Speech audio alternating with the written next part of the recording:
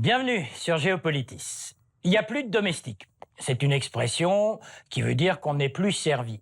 Mais ce n'est pas la réalité, car oui, il y a des domestiques, des travailleurs domestiques, des employés de maison, des cuisinières, des femmes de ménage, des chauffeurs, des gardes d'enfants, des bonnes à tout faire.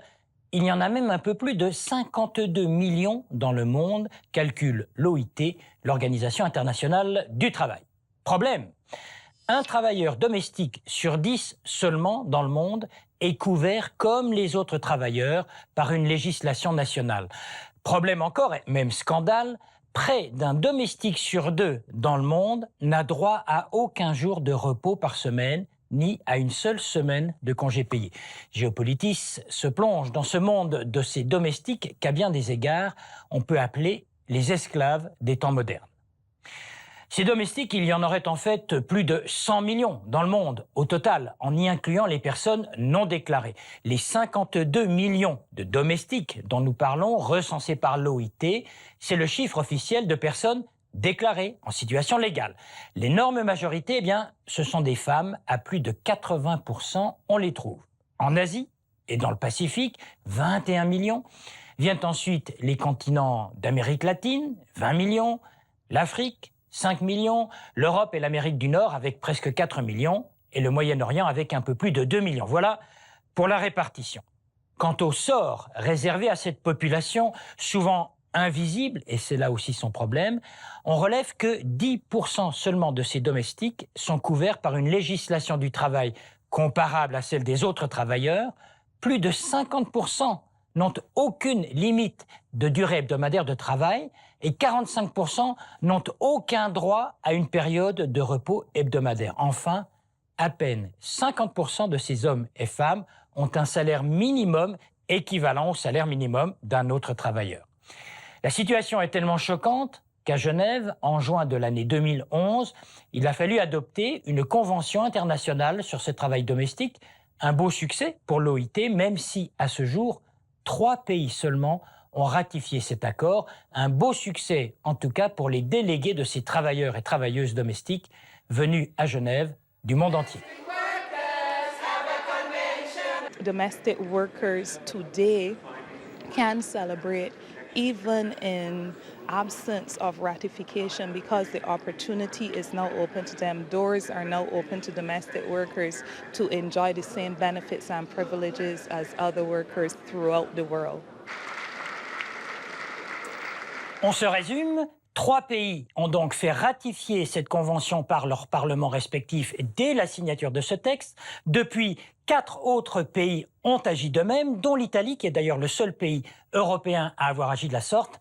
Bref, il reste un très grand nombre de pays qui doivent aller dans ce sens. Disons que ces pays, pour le moment, réfléchissent, ils prennent leur temps.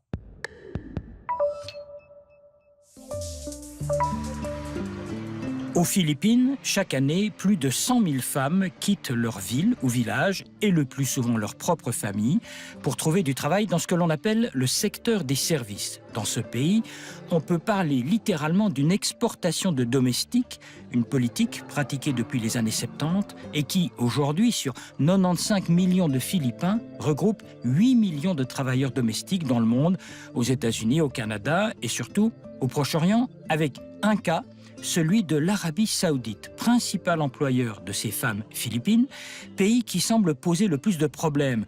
Passeports confisqués, salaires non versés, jours de congé inexistants et parfois violences physiques, voire sexuelles. Aux Philippines, où ces travailleuses expatriées assurent au pays 12% de son produit intérieur brut, on a même créé des écoles, des académies d'employés de maison avec cours de langue, familiarisation avec une autre culture, un autre habitat, une autre tenue vestimentaire, en somme, pour reprendre une expression courante aux Philippines, une école de super domestiques, voire de super bonnes. Elles ont perdu leur combat.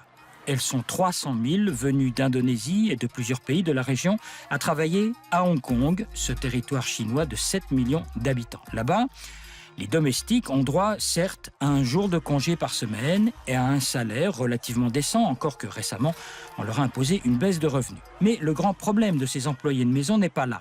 À Hong Kong, tous les travailleurs étrangers Avocats, financiers, professeurs ou banquiers ont droit au statut de résident permanent dès lors qu'ils ont passé 7 ans sur place. Un tel droit est refusé à toutes ces femmes domestiques.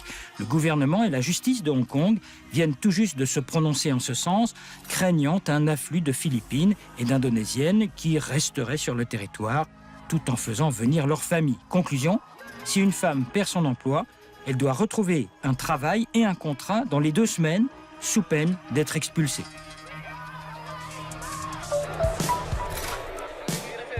C'est un texte dont l'intitulé dit tout, Convention sur le travail décent des travailleurs et travailleuses domestiques. Cette convention, qui porte le numéro 189, reconnaît pour la première fois dans le monde un statut à cette population de travailleurs enfin considérés comme employés à part entière et donc devant pouvoir jouir des mêmes droits. Tous les pays ayant signé cette convention sont d'accord pour établir des règles à destination des employeurs, entre autres engagements, une durée de travail dite raisonnable, égale à ceux des travailleurs d'autres secteurs, une indemnisation des heures supplémentaires, un repos hebdomadaire d'au moins 24 heures consécutives, une information claire et précise sur les conditions d'embauche, le droit au congé payé et enfin le respect des principes fondamentaux du travail, dont la liberté syndicale. Certes, la plupart des pays signataires n'ont pas encore formellement fait ratifier cette convention, mais l'idée qu'un texte international existe et garantit des droits fait son chemin, ainsi que l'affirmaient certaines de ses employés de maison. Ce qu'il faut, c'est domestiquer l'emploi domestique.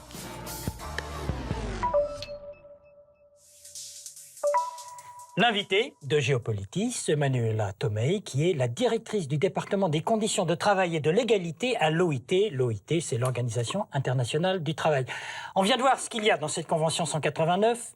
7 pays ont ratifié, on a envie de dire, mais pourquoi seulement 7 pays? Qu'est-ce qui fait que les autres pays, y compris les Européens, tardent tant? La convention 189 a été adoptée il y a 2 ans par la conférence. Et il y a des moments techniques, c'est-à-dire un État membre, avant de décider de la ratification, doit entamer tout un processus de consultation. Alors ça prend déjà du temps. Ah, vous dites qu'il y a du retard éventuellement, mais pas de mauvaise volonté? Il y a effectivement un nombre, pour l'instant, relativement réduit, parce que justement, il y a des temps techniques. Il y a 7 pays qui ont ratifié jusqu'à maintenant, mais il y en a 10 autres pays qui sont en train qui ont déjà entamé les processus de ratification. Alors même si ces pays n'ont pas ratifié par leur parlement respectif, au moins ils ont signé cette convention. Est-ce que ça fait avancer les choses globalement parlant? Sûrement. L'adoption d'une convention qui établit sans ambiguïté que les travailleurs domestiques sont des travailleurs qui ont droit à respect, à la dignité et à égalité des traitements vis-à-vis les autres travailleurs, c'est un signal politique très fort qui éclaircit aussi quelles sont les conditions auxquelles il faut les soumettre et les conditions de travail qu'il faut respecter. On se demande même pourquoi ça n'avait pas été signé avant. Ça semble même incroyable qu'il n'y ait pas eu de statut pour ces travailleurs domestiques. Tout à fait. Les travailleurs, mais dans plusieurs pays du monde, les travail domestiques n'est pas aperçu comme du vrai travail et les travailleurs domestiques ne sont pas couverts par les codes du travail. Et alors, je veux dire, il faut effectivement surmonter une culture, une tradition de la visibilité.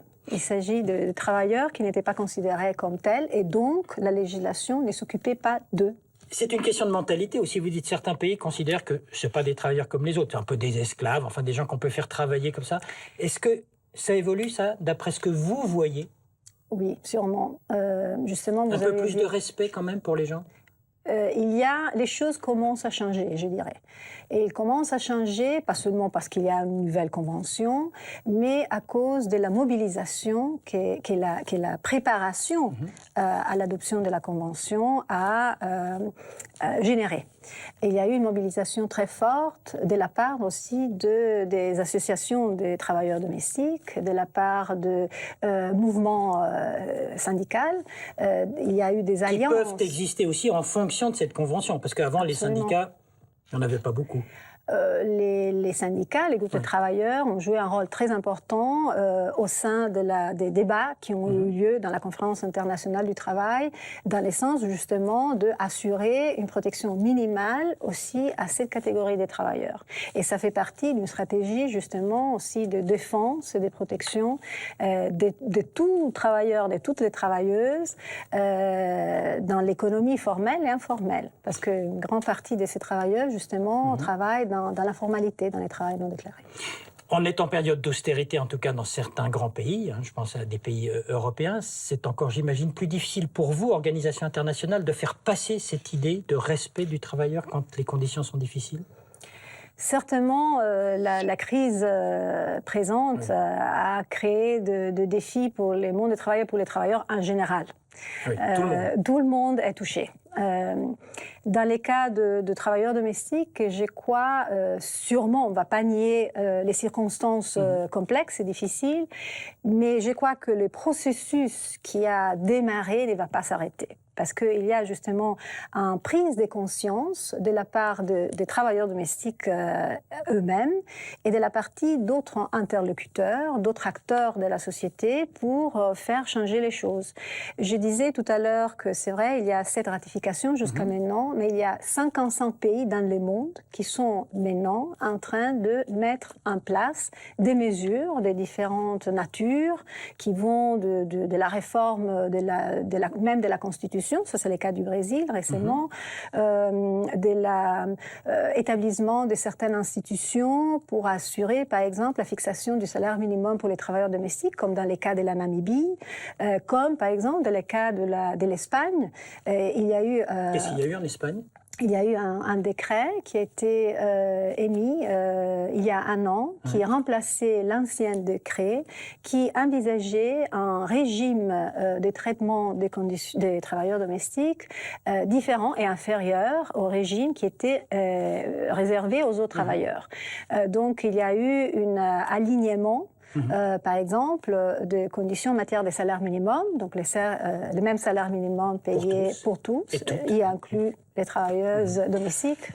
Vous nous parlez de tout ce que vous avez fait au niveau de l'OIT, l'Organisation internationale du travail. Qu'est-ce qui reste à faire? C'est surtout, on parlait tout à l'heure de mentalité, c'est surtout un travail de sensibilisation qui reste à faire, plutôt que simplement de législation? Oui, je crois qu'il y a des changements réels dans la vie quotidienne des travailleurs et des travailleuses domestiques. Sera possible comme résultat d'un ensemble d'initiatives qui justement touchent les plans législatifs, parce que la législation en soi-même envoie un signal très important, ce qui est toléré et ce qui n'est plus toléré, ce qui n'est plus acceptable. En même temps, il y a tout un travail justement de sensibilisation, d'information. De respect des droits de l'homme. Des respects des droits de l'homme, de la personne, et aussi de documenter les exemples, les bonnes pratiques, les faits que des mesures sont en train d'être prises, pas seulement législatives, et des résultats sont en train de commencer à ressortir. Donc je crois que c'est important aussi de faire voir les progrès. Merci. Je rappelle que vous êtes la directrice du département des ressources de travail, des conditions de travail et d'égalité à l'OIT. Merci à vous. Merci à vous.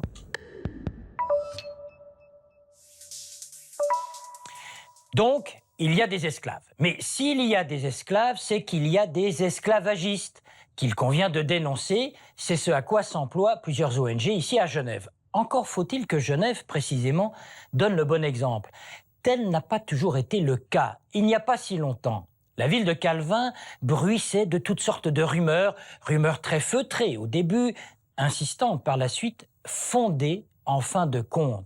Car oui, dans la ville des droits de l'homme, il y avait des employeurs indélicats, des personnels diplomatiques malhonnêtes et, disons-le, des femmes d'ambassadeurs ou de chefs de mission au comportement scandaleux, traitant leurs domestiques comme des esclaves, se croyant au-dessus des lois et réussissant par la ruse à étouffer les cris de ce petit personnel dont à Genève, on faisait semblant d'ignorer le sort.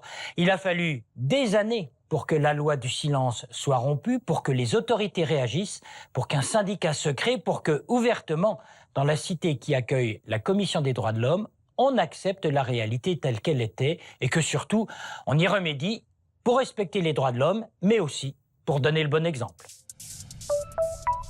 Et sur la page web de Géopolitis, préparée par David Nicole, un chapitre nouveau. Vous pouvez désormais discuter entre vous de l'émission et la commenter. Nos rubriques habituelles sont là pour enrichir la réflexion sur cette problématique des travailleurs domestiques en vidéo, en site internet et en infographie. La possibilité, bien sûr, de podcaster cette émission. Et vous êtes toujours les bienvenus sur Géopolitis.